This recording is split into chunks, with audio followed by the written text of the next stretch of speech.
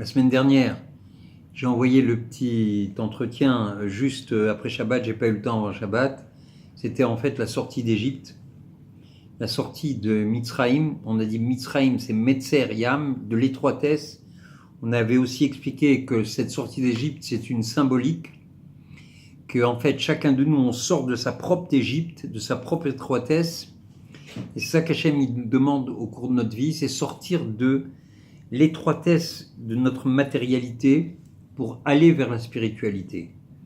Et ça, c'est un point, c'est en fait tout le travail du juif, c'est de sortir de cette attirance au matériel qui est ancrée en nous, puisqu'on est des hommes, et sortir de cette étroitesse, pas pour complètement aborder le matériel, on ne peut pas aborder complètement le matériel, mais pour savoir que le matériel, c'est un moyen qu'on doit utiliser pour aller vers le spirituel. Il ne faut pas jamais tomber dans l'erreur complète, penser qu'on peut complètement se détacher du matériel. Ça, c'est difficile.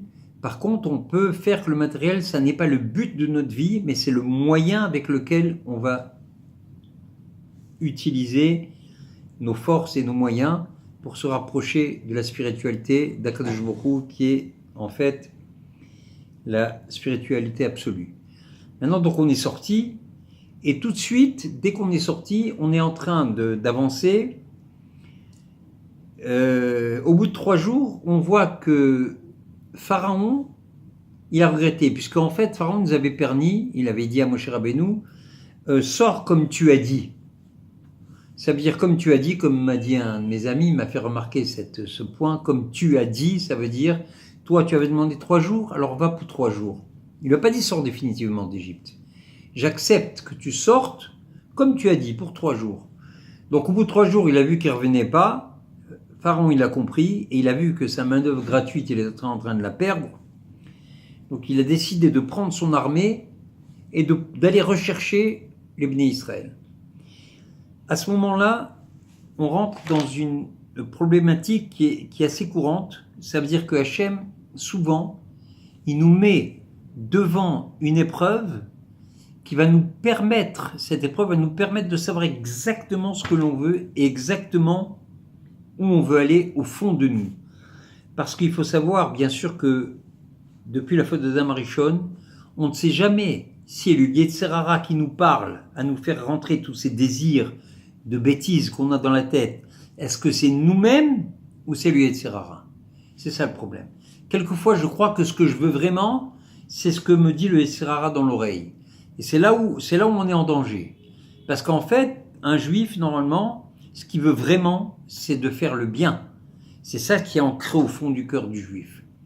Mais le Yetzer Hara, il arrive à nous faire tourner la tête, à faire croire que ce que je veux vraiment, c'est ne pas être bien. Et ça n'existe pas. Ça n'existe pas. Tout celui qui a une Neshama Yehudit, il a au fond de lui le désir de vouloir faire la volonté d'Hachem. Donc, on est tous devant ce problème. Le Yetzer Hara, il a réussi à nous convaincre, vous savez, comme un bon vendeur, qu'il faut que je fasse cette bêtise et que c'est ce que je veux vraiment et c'est ça qui me sauvera la vie. C'est exactement l'inverse. Donc, qu'est-ce que fait Hachem dans ces conditions-là? Comme ça, on peut comprendre, propose de comprendre.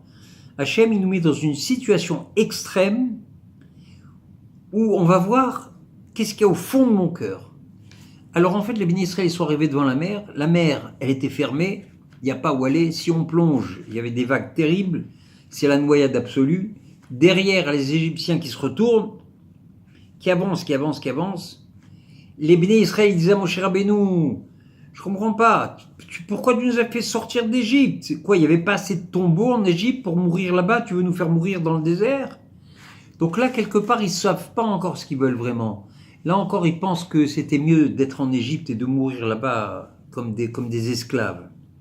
Et là, Hachem, il veut leur montrer que ça, c'est lui, etc. Ça, c'est pas eux. En fait, ils arrivent devant la mer, ils n'ont pas où aller, ils ont peur d'avancer, ils ont peur de plonger.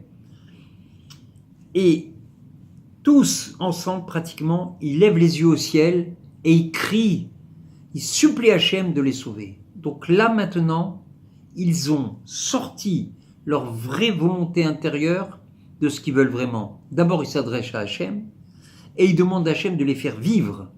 Donc c'est plus ce que les Tsars leur faisaient croire qu'ils veulent retourner en Égypte pour mourir là-bas, c'est que maintenant ils demandent à Hachem de les sauver, de les faire avancer et de réussir leur sortie d'Égypte. Et c'est ça en fait le but de toute cette histoire qui est préparée depuis le début de se retrouver devant l'eau où on ne peut pas avancer. Et vous savez tous comment ça s'est passé. Il y en a un, Nershon Ben Amien, qui a plongé. Il a plongé, c'est-à-dire il a risqué sa vie puisqu'il ne savait pas que ça allait s'ouvrir. Et plof, l'eau s'est ouverte. Là encore, c'est comme c'est ce que nous demande Hachem. Souvent, c'est très dur, mais souvent, l'homme, il faut qu'il avance pour que ça s'ouvre. S'il attend que ça s'ouvre avant d'avancer, malheureusement, souvent, ça ne s'ouvre pas. Toute l'épreuve, c'est que de plonger avec une confiance, plonger vers Hachem, se sauver vers Hachem, c'est ça le secret. C'est pas se sauver de l'ennemi, c'est se sauver vers Hachem. Quand je me sors vers Hachem, alors là, je vois qu'Hachem, il m'ouvre les portes. Et là, je vois en fait, après l'épreuve, je vois ce que je voulais vraiment. Ce que je voulais vraiment, c'est être avec Hachem. Ce que je voulais vraiment, c'est avancer avec Moshe Rabbeinu. Et pas comme le Yetzer Hara a réussi à me convaincre que je voulais peut-être revenir en Égypte. Chas v'shalom. Ça, et nous tous, on a tous les jours ces épreuves. Le Yetzer Hara, il va nous convaincre que ce que je veux, c'est vraiment faire cette bêtise. Je veux vraiment le faire. Alors, quand on est devant l'épreuve, si on lève les yeux au ciel, on demande à Hachem de nous sauver de cette épreuve, ça prouve que ce que je veux vraiment, c'est ne pas faire l'épreuve. De ne pas faire la bêtise. Et pourtant, l'Israël, il n'a pas arrêté de me convaincre que je voulais faire la bêtise. Il n'a pas arrêté de me faire croire que c'est ça, c'est ce que je veux, c'est ça ce que je suis. Non, moi, je ne suis pas ça. Bien que l'Israël, il a réussi à me convaincre, je ne suis pas ça. Ce que je veux, moi, c'est de ne pas faire la bêtise et d'en sortir. Tout de suite, dès que je vais m'en sortir, l'Israël il va revenir et il va dire « Ah, dommage, ça aurait été tellement formidable si elle avait fait cette bêtise. » Ça, c'est un autre dossier encore. En tout cas, maintenant, toujours le fait d'arriver devant la tentation absolue, c'est pour voir si je vais lever les yeux au ciel pour demander qu'on m'aide. Hachem, il ne demande pas que je domine de moi-même la situation. Hachem, il demande que je lui demande de me faire sortir.